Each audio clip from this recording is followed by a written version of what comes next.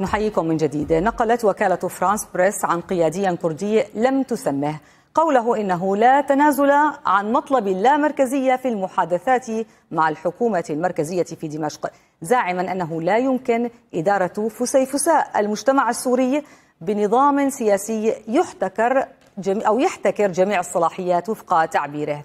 نتابع هذا التقرير والتفاصيل مع الزميل إسماعيل درويش.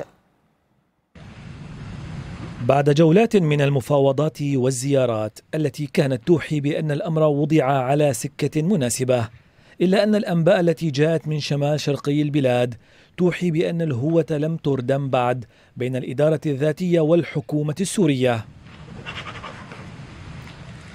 وكالة فرانس بريس تنقل عن قيادي كردي بارز لم تذكر اسمه قوله إنه لا يمكن التنازل عن مطلب التعددية اللامركزية في إدارة النظام السياسي في سوريا، زاعما أن النظام المركزي يحتكر جميع الصلاحيات ولا يعترف بخصوص المناطق والمكونات.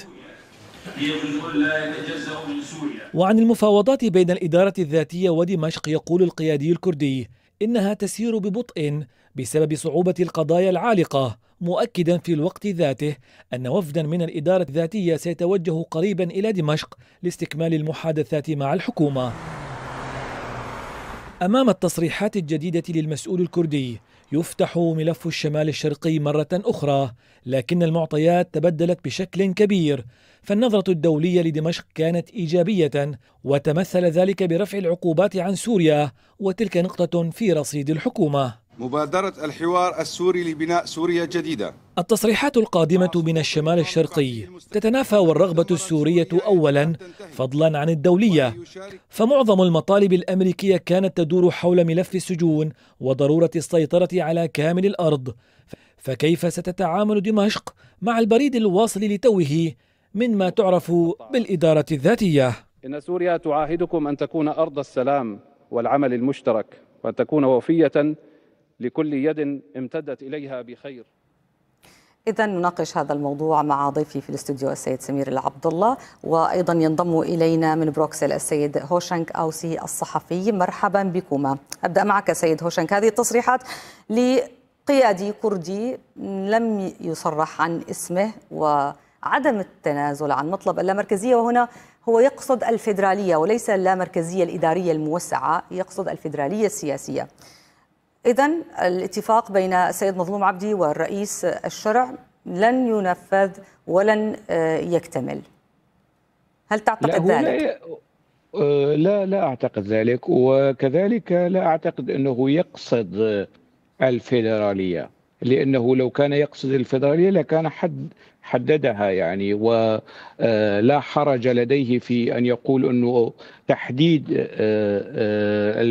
اللامركزية، يعني تفسيرك للأمر أنه يقصد كذا والحديث في النظرية. ماذا يقصد برأيك باللامركزية باعتباره لم يقل سياسية ولا إدارية، قال لامركزية؟ شوفي، كل نظام فيدرالي هو نظام لا مركزي، وكل نظام لا مركزي ليس بالضرورة أن يكون فيدراليا، ليس بالضرورة تماما يعني. هذه لا مركزية إدارية موسعة، وهنا نعم. أريد أن أفهم ماذا يقصد برأيك القيادي الكردي، كيف فهمت تصريحه؟ أنا فهمت تصريحه بأنه المطلب هذا لا يتعلق بمنطقة الفرات أبدا، إنما يطالب بنظام لا مركزي يعم في سوريا، يعني توزيع السلطات وعدم حصرها في المركز، وهذا نظام شائع وناجح في العالم. وأصلا هذا المطلب كان موجود من سنة 1932 يعني عندما كانت سوريا خاضعة للانتداب الفرنسي، أبناء الجزيرة كردا وعربا ومسيحيين قدموا العرائض إلى عصبة الأمم، إلى المفوض السامي وقت ذاك. مقصدي أنه هذا المطلب قديم، مش بس يعني وليد الفترة الحالية، والمطالبة والإصرار على هذا المطلب لا يعني أنه الاتفاق المبرم بين قسد وحكومة دمشق قد جرى نسفه أو التنصل منه. نعم. نقطة أخرى يعني حسب ما جاء في التقرير، يعني التقرير الذي نشرتموه، أنه الأمريكيين والأوروبيين بعيدين عن هذا المطلب. طبعا لا. لقاء ماكرون والرئيس السوري المؤقت أحمد الشرع، ماكرون كان واضحا في التركيز على مسألة الأقليات وحقوق الأقليات وسوريا لا مركزية. كذلك وزارة الخارجية الأمريكية والمسؤولين الأمريكيين أيضا أكثر من مرة يعني طالبوا دمشق بنظام مرن معتدل يضمن المساواة والشراكة لكل السوريين. وبالتالي هذا المطلب الكردي هو قديم ويحظى بدعم دولي بخلاف ما ورد في التقرير. طيب، يقول السيد هوشنك أن موضوع اللامركزية حسب المصدر لا يعني الفيدرالية، يعني لا يعني اللامركزية السياسية، يعني اللامركزية الإدارية. هل فسرت الموضوع بهذا الشكل دكتور سمير؟ وإذا كان فعلا يقصد لامركزية إدارية بهذه الحالة، يعني كيف ستتعامل دمشق مع هذا الموضوع؟ يعني لأن التصريح يقول لن نتنازل عن هذا المطلب في المفاوضات مع دمشق. مفاوضات وكأنه يعني ليسوا أبناء بلد واحدة أو في دولة واحدة. طبعا أنا أختلف مع المتحدث السيد هوشناك في معظم ما قاله. طبعا هم لم حتى في مؤتمر القامشلي الذي عقدوه في الفترة الماضية لم يقولوا كلمة فيدرالية، لكن شكل المركزية الذي يريدونه هو حتى أسوأ من الفيدرالية. يعني يريدون وحدة سياسية إدارية متكاملة للمكون الكردي. يعني أينما يكون الكردي يجب أن يكون تابع لهذه الوحدة، يتبع إداريا لهذه الوحدة السياسية. نعم، في يعني أي مكان في سوريا. هذا تفسيرهم للامركزية. بالنسبة للامركزية الإدارية ربما هي حل لكل سوريا، لكن هذا يكون عندما نضع دستور قادم لسوريا، من خلال هذا الدستور يتحدد شكل الإدارات، وبعد ذلك يكون هناك قانون إدارة محلية هو الذي يحدد شكل اللامركزية. لكن نعم. حتى لو وافقت الحكومة السورية حاليا على هذا الشكل، كيف سيطبق هذا القانون؟ أنت بحاجة إلى قانون كامل، ليس لدينا مجلس شعب وليس لدينا دستور. دستوريا هل هي من صلاحيات الحكومة الانتقالية أو لا، هي بالدستور يحدد الشكل، وبعد ذلك دستور واستفتاء عليه. نعم، وبعد الدستور يكون هناك قوانين تفصيلية أو قوانين توضيحية لشكل قانون، تصدر قانون الإدارة المحلية. هكذا تجري الأمور. لكن أن يكون هذا الشرط للقبول بالاستمرار في التفاوض أو بالاتفاق، هذا تصعيد، وهو يعني باعتقادي يعني تحاول قصد الرد على الاتفاقات التي جرت بالبارحة واليوم الذي قبله بين الرئيس الشرع وكذلك مع الطرف التركي وكذلك مع الطرف الأمريكي. لذلك يريدون رفع سقف طلباتهم للحصول على مكاسب أو عدم التنازل أو اللجوء أو العودة إلى الاتفاق الذي جرى، لأنهم هناك بعض الأطراف ضمن قسد، وخاصة بعد حل حزب العمال الكردستاني ونزول بعض القيادات من قنديل إلى مناطق الجزيرة السورية، هم يرفضون الاتفاق، يريدون التصعيد، يريدون الحرب. وهذا ما يجري حاليا على الأرض. يعني قبل عدة أيام كان هناك تصعيد في منطقة 6 تشرين، كذلك بالأمس كان هناك تصعيد في منطقة دير حافر. هم يجلبون التجهيزات العسكرية، يقومون بإنشاء الحواجز، فرضوا الجمارك. يعني كيف أنت تتفاوض مع الدولة المركزية وبنفس الوقت تفرض قوانين كأنك مستقل عن هذه الدولة، تفرض جمارك على أي السيارات التي تدخل إلى تلك المناطق. ما زال مستمر بفرض التجنيد الإجباري، وهذه نقطة مهمة. ما زال يرفض عودة السوريين إلى مناطق سكنهم، وخاصة منطقة الشيوخ وغيرها. فباعتقادي هو تصعيد، فهم يأتون من خلال هذه النقطة التفسيرات المختلفة لموضوع اللامركزية. يعني بعد ذلك إذا قلنا لهم لا ماذا تقصدون اللامركزية، يقولون لا نحن نريد اللامركزية الإدارية، بينما هم في مؤتمر القامشلي يريدونها لامركزية سياسية. فهو لعب على المصطلحات لكسب الوقت وللرد على الاتفاقات التي جرت في أنقرة واسطنبول. نعم سيد هوشنك، عندما يتحدث السوريون عن مواطنة متساوية وحقوق دستورية وقانونية تضع جميع السوريين أمام القانون بنفس الدرجة، ليس هناك تفضيل لأحد على أحد، لماذا دائما يخرج موضوع اللامركزية في كل نقاش أو حقيقة الامتيازات؟ لماذا لا يكون كل السوريين في نفس الدرجة كمواطنين في بلد يعني تضمن لهم كرامتهم وحريتهم؟ أولا يعني أعطيني بلدا آمنا مستقرا ديمقراطيا عادلا، ووقت ذاك يمكن أن نتحدث عن مواطنة. الآن لا يوجد شيء من هذا القبيل، لا يوجد دستور، لا يوجد برلمان، لا يوجد حتى الرئيس السوري ورئيس مؤقت. نعم. وليس رئيسا منتخبا، البرلمان غير موجود، الإعلان هو إعلان دستوري. صحيح، نحن في مرحلة انتقالية، يعني 6 أشهر أو أكثر طيب قليلا على طيب إسقاط النظام. وهذه وهذه نقط محقة تقولها. تفضل. طيب لا تقاطعيني، بس خليني أكمل الفكرة، بس لا تقاطعيني، خديني بحلمك شوي. يعني المراحل الانتقالية في تأسيس الدول، والضيف في الاستوديو يعلم ذلك، تطرح كل المسائل على التفاوض، والمتفاوضون يطرحون شروطهم، والذي يرفع سقف المطالب في حال كان هنالك رفع لسقف المطالب فهو يرفعه من موقف قوة وليس من موقف الضعيف يخفض من سقف مطالبه. هذه نقطة ينبغي مراعاتها. نقطة ثانية، شوفي النظام اللامركزي تاريخيا حتى، يعني من تأسيس الدولة الإسلامية في الخلافة الراشدة، الخلافة الأموية، الخلافة العباسية، وصولا للعثمانيين، دائما كان النظام الإدارة هو نظام الولايات والنظام اللامركزي.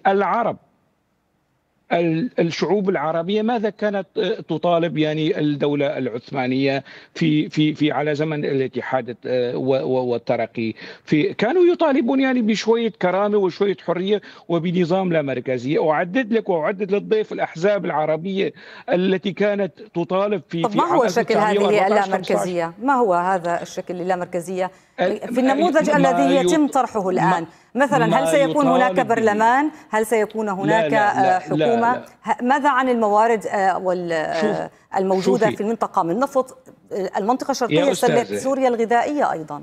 تفضل. يا أستاذة، يعني ما يطالب به أهل الجزيرة كما ذكرت لك، طالبوا بالأمر في مطلع الثلاثينات، ويطالب به النخب العربية، الأحزاب العربية في عام 1914 و15، وعلقوا على أعواد المشانق ولم يتنازلوا لسلطات الاتحاد والترقي ولأنور باشا السفاح، يعني لم يتنازلوا عن اللامركزية. ماذا كان يطالب العرب وقت ذاك؟ بأن يكون الوالي في دمشق عربي، وأن يكون الوالي في الحجاز عربي، أن يكون الموارد الموجودة في دمشق يعني وفي سوريا مصادر تاريخية مختلفة بهذا الصدد. لكن نحن أبناء اليوم ونريد سوريا جديدة، نريد سوريا تجمعنا جميعا دون تمييز. شوفي دون تمييز، أنت إذا بدك تخوني قسد لازم تخوني النخب العربية في عام 1915. أنا لا أخون أحد، أنا أريد أن أسمع ما هي المطالب.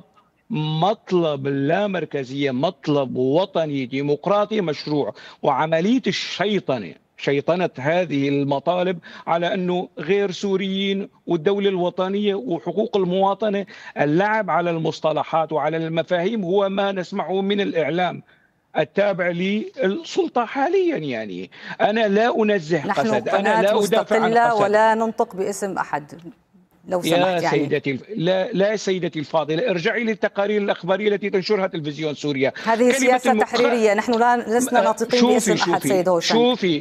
شوفي كلمة المؤقت محذوفة من توصيف الرئيس السوري، هو الرئيس السوري المؤقت بموجب الإعلان الدستوري. نعم، كل الإعلام الموجود هو ليس مؤقت، هي مرحلة انتقالية وحكومة انتقالية. هو مؤقت بموجب الإعلان الدستوري، ومؤقت هو حاليا رئيس. طب هذا مؤقت. ليس موضوعنا. تحدثت عن شكل لا مركزية كانت مطلوبة سابقا في سوريا. صف لنا هذا الشكل. تسمعي ولا لا؟ سيد هوشنك، أنا أعطيك المجال، لا تهاجمني رجاء، نحن هنا نتحاور. أنت تقاطعينني، أنت لا تسمحين. أنت خرجت عن محور الحديث، سألتك ما هو شكل هذه اللامركزية. بتقولي بلالنا التاريخ. نحن أبناء اليوم. سيد هوشنك رجاء لا تحول الموضوع، يعني أخذ ورد الموضوع. اشرح لنا وللمشاهدين شكل اللامركزية الذي كان مطلبا في السنوات السابقة. التي يطالب بها الكرد، طالب بها الدروز أيضا، طالب بها أبناء الساحل أيضا، وليس مطلب محصور في الكرد. واللي بيطالبوا باللامركزية أنا قلت لك يعني طالبوا في هذا مطلب قديم، وهو توزيع الثروة والسلطة. طيب إذا ما الذي اختلف؟ إذا كانت الدولة مركزية كالنظام السوري السابق، وإذا لا يعترف بحقوق الأقليات والمكونات في الدستور السوري كالنظام السوري السابق، ما الذي تغير؟ ما الذي تغير بعد 14 سنة من الدم والخسائر وهذه الفاتورة الفلكية التي دفعها السوريين؟ إذا كان الشكل إدارة الدولة هو نفسه نسخة طبق الأصل عن النظام السوري السابق، ينبغي لسوريا أن تتغير، وينبغي لقناعاتنا أيضا ولأفكارنا والمواقف المسبقة عن شكل الدولة ونظام الدولة وإدارة الدولة. هؤلاء يقولون نحن نطالب بلا مركزية داخل سوريا، ليس محصورة فقط في منطقة الجزيرة.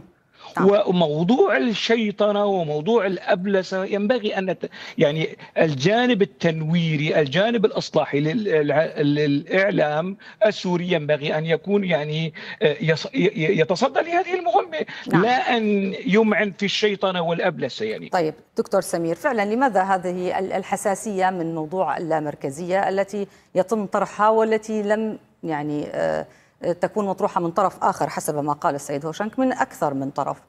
لماذا هذا التشدد بهذا الموضوع إذا كانت هي فعلا لا مركزية إدارية؟ وفعلا يعني هل نحن بحاجة لنموذج مركزي شديد كما كان سابقا؟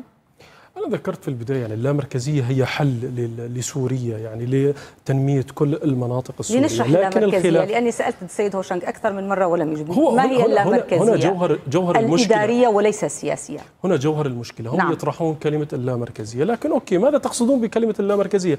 هل هي لامركزية إدارية أم لامركزية وفق مؤتمر القامشلي، وحدة سياسية متكاملة للمناطق الكردية؟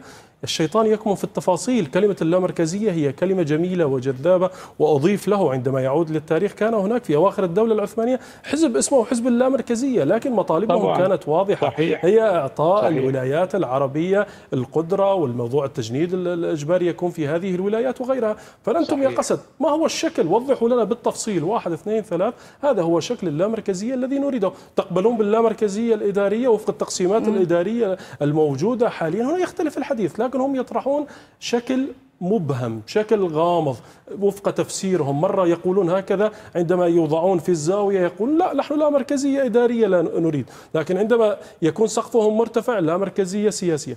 حتى المشكلة يعني هذه القضايا تطرح بمؤتمر الحوار الوطني، اوكي، بمؤتمر حوار شامل، وهذا لكن هناك يعني كان ما نطالب به كل السوريين. خلاف على موضوع مؤتمر الحوار الوطني الذي حدث، وكانت هناك تحفظات من قبل ايضا يعني جهات عده في سوريا، لنكون يعني واقعيين، من اكثر من طرف ليس فقط من الكرد، على موضوع الاعلان الدستوري.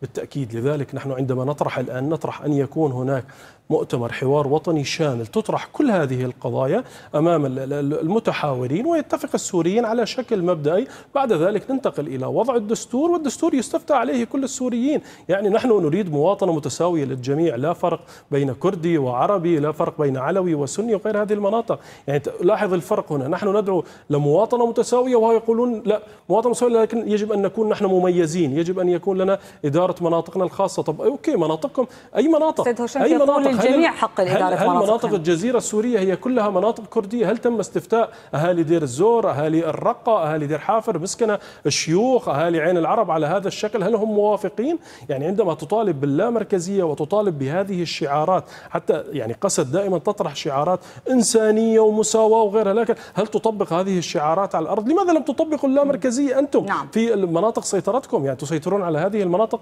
تقريبا من عام 2015، لم يطبقوا هذا الموضوع. فالموضوع هو موضوع سياسي، لكن يغلف شعارات جميلة. كلنا مع اللامركزية، لكن مع اللامركزية الإدارية التي تضمن مساواة جميع السوريين وتنمية جميع المناطق. سيد هوشنك، سأعطيك الوقت المتبقي القليل ولن أقاطعك، لكن أرجوك اشرح لنا لماذا لا يقدم ورقة واضحة؟ ما هي رؤيتكم للامركزية؟ ما هي رؤيتكم للنظام السياسي في سوريا، لشكل الدولة، لشكل الحكم، وكل هذه المواضيع، إذا كان فعلا موضوع اللامركزية كما شرحت لنا؟ شوفي، رؤيتي لا تختلف عن رؤية الآباء المؤسسين للجمهورية الأولى.